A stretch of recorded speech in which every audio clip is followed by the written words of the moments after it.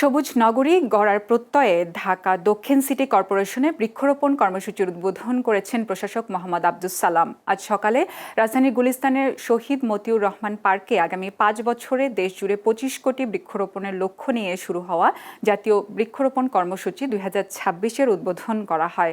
পর্যায়ক্রমে বিভিন্ন সড়ক, পার্ক ও শিক্ষা প্রতিষ্ঠানে কার্যক্রম চলবে। অনুষ্ঠানে প্রশাসক বলেন, জলবায়ু পরিবর্তন ও পরিবেশের ভারসাম্য রক্ষায় বৃক্ষরোপণের বিকল্প নেই।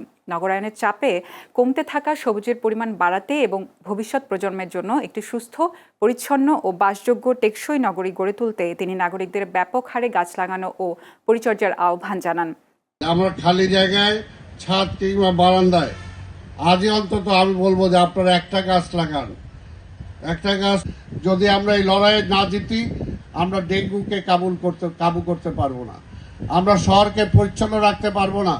আজকে সারা পৃথিবীতে আজকে বায়ুতে যে দূষিত যে ঢাকা শহর, যার নাম্বার 1 থেকে 4 নম্বরে আসে, এই অবস্থা থেকে আমরা কখনোই আমাদের নাম্বার নিচের দিকে আমরা নিয়ে যেতে পারবো না।